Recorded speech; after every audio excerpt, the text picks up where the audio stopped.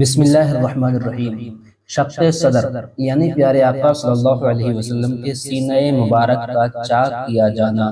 ایک دن آپ صلی اللہ تعالی علیہ وسلم چراگاہ میں تھے کہ ایک دم حضرت حلیمہ کے ایک فرزند دوڑتے ہوئے اور ہانپتے کانپتے ہوئے اپنے گھر پر تشریف لائے اور اپنی ماں حضرت بی بی حلیمہ سے کہا کہ اماں جان بڑا غضب ہو گیا۔ محمد صلی اللہ علیہ وسلم کو 3 آدمیوں نے جو بہت ہی سفید لباس پہنے ہوئے تھے چت لٹا کر ان کا شکم پھاڑ ڈالا، اور میں اسی حال میں ان کو چھوڑ کر بھاگا ہوا آیا ہوں۔ یہ سن کر حضرت حلیمہ اور ان کے شوہر دونوں بدحواس ہو کر گھبرائے ہوئے دوڑ کر جنگل میں پہنچے تو یہ دیکھا کہ آپ صلی اللہ علیہ وسلم بیٹھے ہوئے ہیں، مگر خوف و ہراس سے چہرہ زرد اور اداس ہے۔ حضرت حلیمہ نے انتہائی مشفقانہ لہجے میں پیار سے چمکار کر پوچھا کہ بیٹا کیا بات ہے؟ آپ صلی اللہ علیہ وسلم نے فرمایا کہ 3 شخص جن کے کپڑے بہت ہی سفید اور صاف ستھرے تھے میرے پاس آئے اور مجھ کو چت لٹا کر میرا شکم چاک کر کے اس میں سے کوئی چیز نکال کر باہر پھینک دیا اور پھر کوئی چیز میرے شکم میں ڈال کر شگاف کو سی دیا، لیکن مجھے ذرا برابر بھی کوئی تکلیف نہیں ہوئی۔ یہ واقعہ سن کر حضرت حلیمہ اور ان کے شوہر دونوں بے حد گھبرائے، اور شوہر نے کہا کہ حلیمہ مجھے ڈر ہے کہ ان کے اوپر شاید کچھ آسیب کا اثر ہے، لہٰذا تم کو چاہیے کہ تم بہت جلد ان کو ان کے گھر والوں کے پاس چھوڑ آؤ۔ اس کے بعد حضرت حلیمہ آپ کو لے کر مکہ مکرمہ تشریف لائیں، کیونکہ انہیں اس واقعے سے یہ خوف پیدا ہو گیا تھا کہ شاید اب ہم کما حقہ ان کی حفاظت نہیں کر سکیں گے۔ حضرت حلیمہ نے جب مکہ معظمہ پہنچ کر آپ صلی اللہ علیہ وسلم کی والدہ ماجدہ کے سپرد کیا تو انہوں نے دریافت کیا کہ حلیمہ تم تو بڑی خواہش اور چاہ کے ساتھ میرے بچے کو اپنے گھر لے گئی تھی، پھر اس قدر جلد واپس لے آنے کی وجہ کیا ہے؟ جب حضرت حلیمہ نے شکم چاک کرنے والا واقعہ بیان کیا اور آسیب کا شبہ ظاہر کیا تو حضرت بی بی آمنہ نے فرمایا کہ ہرگز نہیں، خدا کی قسم میرے نور نظر پر ہرگز کبھی بھی کسی جن یا شیطان کا عمل دخل نہیں ہو سکتا۔ میرے بیٹے کی بڑی شان ہے۔ پھر ایام حمل اور وقت ولادت کے حیرت انگیز واقعات سنا کر حضرت حلیمہ کو مطمئن کر دیا، اور حضرت حلیمہ آپ کو آپ کی والدہ ماجدہ کے سپرد کر کے اپنے گاؤں میں واپس چلی گئی، اور آپ اپنی والدہ ماجدہ کی آغوش میں تربیت پانے لگے۔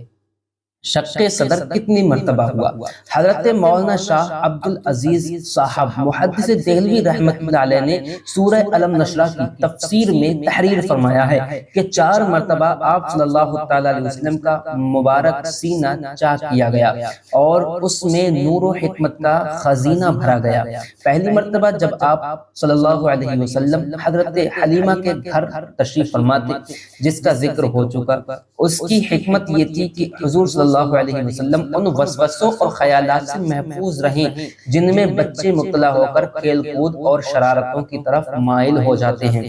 دوسری بار 10 برس کی عمر میں ہوا تاکہ جوانی کے پرآشوب شہبتوں کے خطرات سے آپ صلی اللہ تعالی علیہ وسلم بے خوف ہو جائیں۔ تیسری مرتبہ غار حرا میں شق صدر ہوا اور آپ صلی اللہ تعالی علیہ وسلم کے قلب میں نور سکینہ بھر دیا گیا تاکہ آپ صلی اللہ تعالی علیہ وسلم وحی الہی کے عظیم اور گراں بار بوجھ کو برداشت کر سکیں۔ چوتھی مرتبہ شب معراج میں آپ صلی اللہ تعالی علیہ وسلم کا مبارک سینہ چاک کر کے نور و حکمت کے خزانوں سے معمور کیا گیا تاکہ آپ صلی اللہ تعالی علیہ وسلم کے قلب مبارک میں اتنی وسعت اور صلاحیت پیدا ہو جائے کہ آپ صلی اللہ تعالی علیہ وسلم دیدار الہی کی تجلیوں اور کلام ربانی کی ہیبتوں اور عظمتوں کے متحمل ہو سکیں۔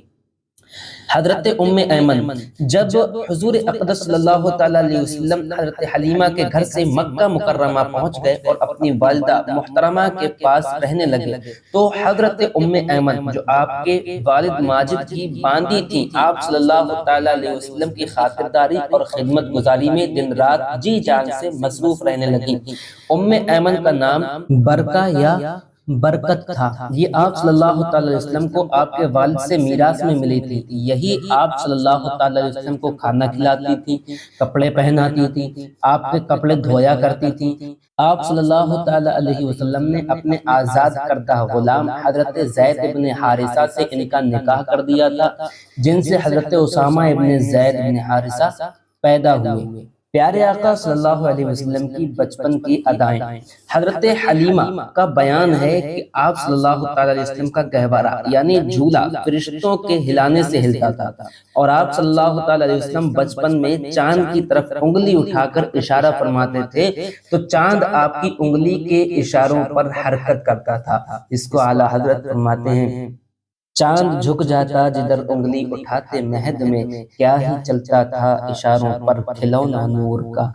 اور جب آپ کی زبان کھلی تو سب سے اول جو کلام آپ کی زبان مبارک سے نکلا وہ یہ تھا، اللہ اکبر